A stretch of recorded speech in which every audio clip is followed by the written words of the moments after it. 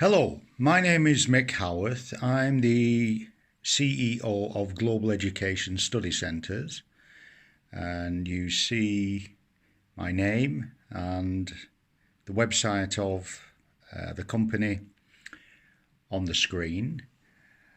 Today I'm going to talk about credibility interviews as part of the Tier 4 General Student Visa process.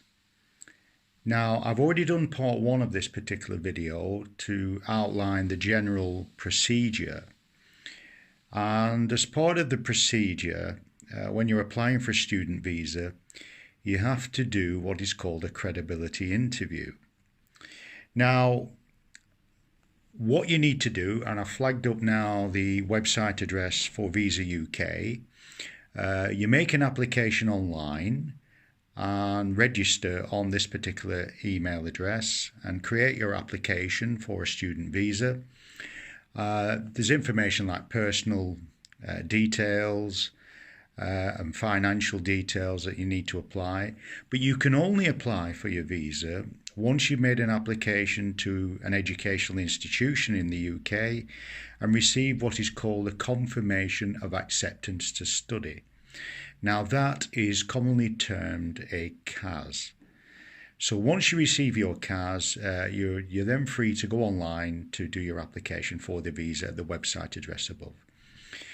Now once you've done your application and filled in all the fields, you will then be contacted to be interviewed.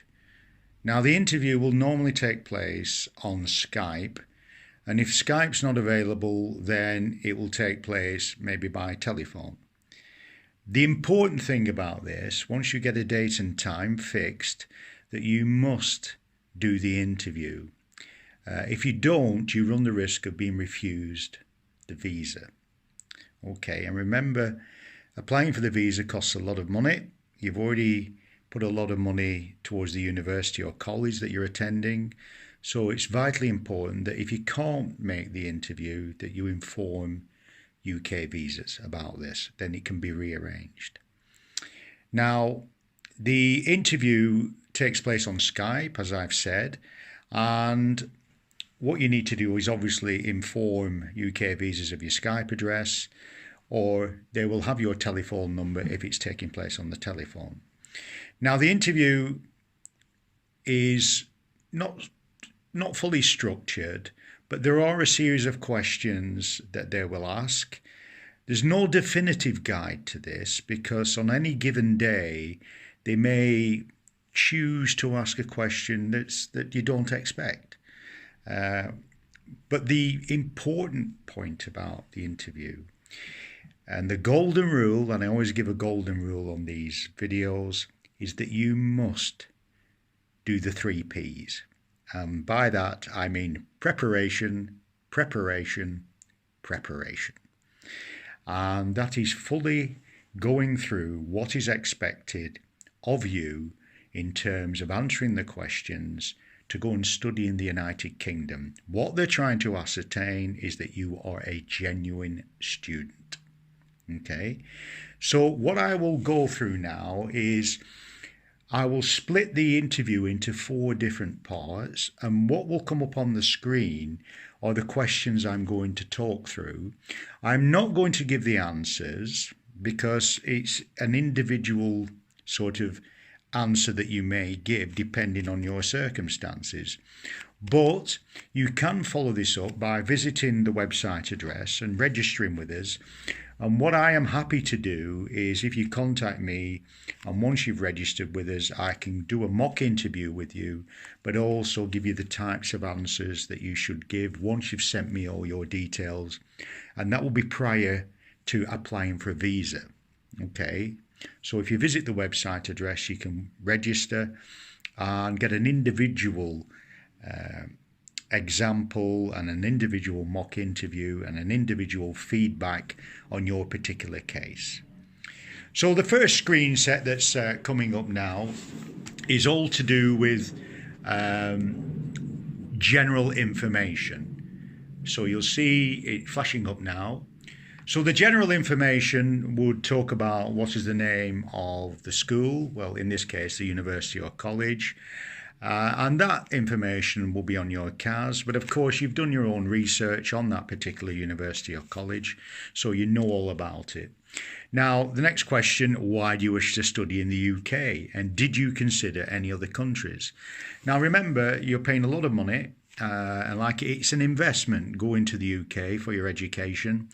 And therefore, it would be expected that you've done a lot of research on why you've chosen the UK, as opposed to, say, the USA, or Canada, or Ireland, or Australia.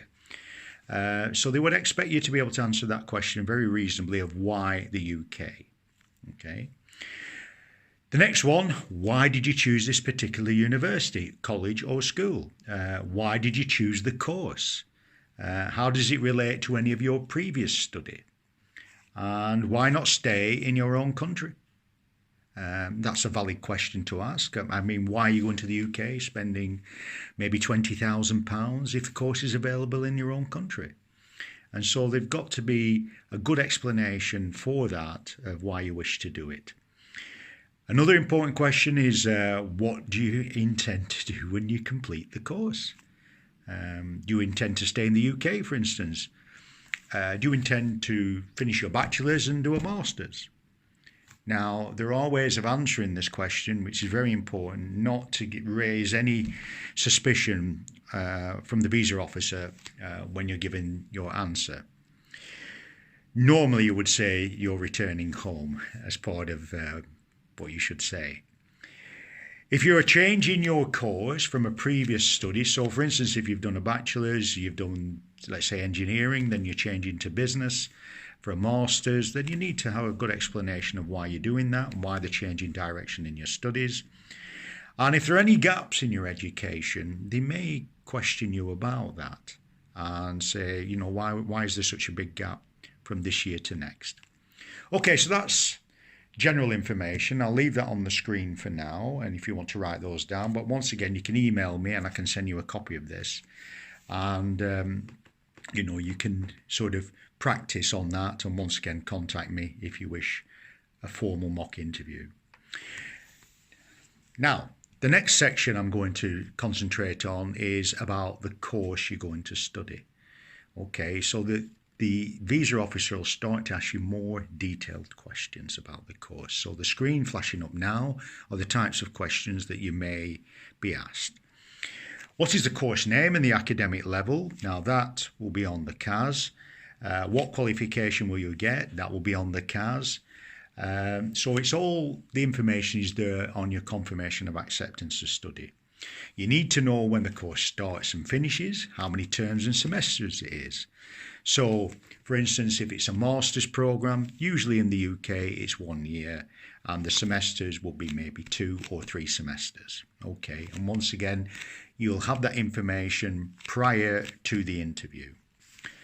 Now, a very important question is, what are the modules that you're studying during the programme? You need to know the full breakdown of the programme. So if you're doing a 3-year bachelor's degree, they would expect you to know the types of subjects you're going to study, how many credits you're going to get, and so on. Now, you can always find that information from the university or college website. And if you've not got the information, then request it. Many of the universities and colleges will have a full breakdown of the programs. It's very important that you know the full detail of the course. Now, did you research any other schools or universities or colleges? And why did you choose this particular university or college that you're applying to? So you would expect any applicant to look at a variety of different options, especially when you're paying a lot of money. It's an investment. Like any investment, you need to do your research. So the visa officer would expect to see or listen to you explaining what you've done in terms of your research and why you chose the particular university or college. And the final one could be, how is it going to benefit you coming to the UK to study this programme? And what's your future career plans or academic plans? I often say on the career plans that they'll even may ask you, what sort of salaries can you expect at the end of your programme? and there are ways of answering that particular question. So once again, you can contact me for further detail on that. So that's the type of course, questions you may be asked on the intended course. Okay, so now we come to the next section. And remember, these are not in sort of any particular order. It's just the way I've structured it. You could be asked about the course at the beginning of the interview, and there's no definitive guide. I'm just trying to give you, from my experience, what is normally asked. Okay, now the next section will be on finances. So the next screen is popping up about your financial circumstances. Now, who's going to pay for your program? Now, if you're paying for yourself, you're putting in your own bank statement, then of course it's yourself. Then they may start to ask, well, where's the money come from? So what is the salary? So with that, you need to have a full explanation of where the money came from. It could be from salaries, it could be from family members who've put money into your account. You need to explain that. And if that's the case, then they may start to ask you questions about your family and where did they get their money from, and proof of income and so on. So you must have all these documents ready to explain. If the visa officer thinks the money has just been dropped into your account just to get a visa, and then when you apply, you're immediately going to take the money out of the account, well, that's a very, very bad thing to do, because a visa officer can actually check with the bank of the statement that you've supplied. They can actually check the account and check the money is still there. And I have had cases where people have applied and then drawn the money out as soon as they have applied, and the visa officers have checked, the money's not there, refusal. And it could even result in a 10-year ban. So it's a definite no-no to do. Leave the money there. It's meant for your study. Now, you might be asked how much it costs to live in the UK. Now, there are standard maintenance requirements for the UK, and I will be doing another video on the finances required to study in the UK, a full breakdown. So watch out for part 3 of these videos on the full finances. So things like food, travel and accommodation. They may ask you how much is your accommodation a month, for instance. So you need to know all this information. And the total cost of the course, and any idea how much it may cost for any future courses. Okay, so those are the types of questions on your financial circumstances. So you can see it's quite a detailed interview. And now we come to what I would term the final part. And once again, we'll have a screen coming up now about living in the UK. Okay, now it's very important that you know where the institution is, the university, the college or the school, which city is it in or town, whereabouts in the UK, is it in the northwest, is it in the southwest, is it in Scotland, is it in Wales, is it in Northern Ireland, and so on. So you need to know the location. Have you arranged any accommodation? If not, why not?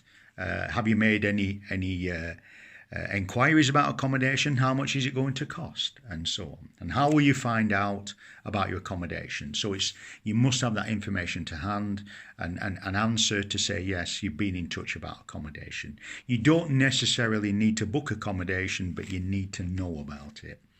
You need to know about the cost of it and whereabouts it is in relation to the university.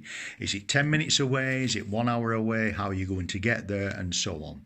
So commuting is also something they may ask you about. How will you get to the university? Okay. So is it bus? Is it train? And so on. So those are the types of questions that you may be asked. Once again, I'm not stating this is a definitive guide. And those screenshots, it's a little file that I've created, a Word document, and once again you can contact me. My email address has come up now above my head. along with the website address as well. So if you want a copy of the document, by all means send me an email.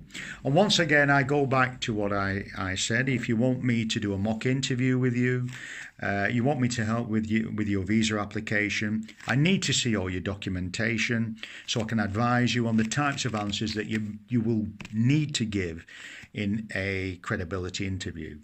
Now, with all these things, you never know on a particular day what a visa officer may ask you, and therefore I can never ever guarantee a visa for anybody. And if anybody does say they will guarantee you a visa, that is not true. Nobody can guarantee you a visa and success. All I can do, and all people like me can do, is advise you the best we can to ensure that you're putting the best possible application in for your visa. And ultimately, you will get success.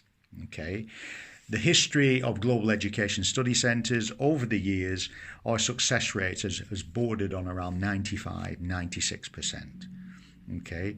And sometimes we have a refusal and then we try again and they get it on the second application. So if you have been refused a visa, don't lose faith. Try again. Now, one thing you must always do, and I said this on the previous video, never put any fake documentation in. Answer your questions honestly during the credibility interview. Do your research. The 3 P's: preparation, preparation, preparation. And if you do all that and you're confident in your interview, confident in your answers, you know what you're talking about, then you will be successful. Okay? So I want to thank you now for watching this particular video. Part 3 of the videos on UK student visa applications will be about the finances. And so therefore I look forward to talking to you again about the finances, and I'll see you soon. Bye-bye.